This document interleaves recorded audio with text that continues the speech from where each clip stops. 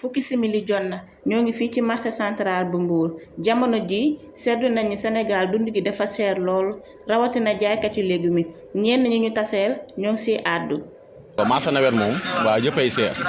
ndugg bi day seer supame carotte bagage yëppay seer soble yëpp di mooy seer ndax fu nekk ni yu bëree bëri du ñorogu loolu moo tax bagage yi day seer lool te tamit bu seeree tamit day xaw a naqaree jaay waaw ndax xam nga léegi fu mu nekk ni dana toll jamono goo xamante ne dafa metti dépense léegi bu bëree ba bëri 3000 la waaw kon donc boo ñëwee fekk saamu ñaam bi 1000 francs saamu pataas 1000 francs saamu supame 2000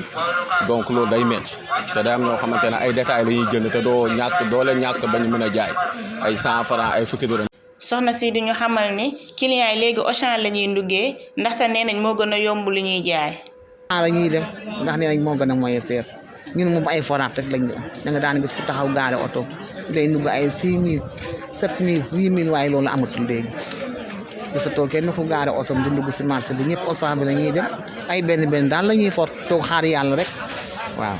Omar di ñu xamal ni bu njëkk saaku légumes yi ñu ngi ko doon jëndee 4000 wala 5000 waaye léegi ñu ngi koy jëndee 40000 francs. 4000 francs saaku wala 5000 francs wala gën jaa seet 10 000 francs léegi nga koy jëndee 40000 tey saaku kaani salaat 50000 lañ ko jënd fii loolu nag mënoo koo jaay mu yomb léeg-léeg nit ñëw naa da ngaa soxor da ngaa def ñu fekk demul noonu ñun buñ soñoon di ko jaay lu yomb mais période bii tool yi dañoo ba see bëri tool yoo xam ne ndox mi daf ko yàq te ñii dañu war a pépinière ay 2 mois ci kanam pour ñu produire waat loolu nag distance bii foog mu metti du ci ñun bagage yi heure bii dafay seer. ñu ngi ci carotte importée nawet bi wax dëgg fa yàlla carotte importée mooy am te carotte importée waaw day xaw a seer waaw local bi moo koy gën a yomb waaw fu mu nekk ni carotte importée fu mu nekk ni saako bi 10 kilos la 5500 lay jar ñu ngi koy jaay ay kilo 650 700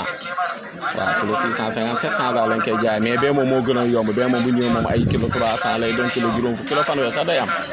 waaw mais instant yi moom bagage bu nekk ni moom moo mel noonu day xaw a seer. même dañ ko doon saam nii ñaar fukk da ngay doon jël lu bari mais léegi actuellement nii par kilo lañ koy jaay 1000 francs lii 500 francs lañ koy jaay ni saam yi bi tam saam yi 500 francs ba tax dafa nii daan woon na sax mais dafa commencé yëgaat.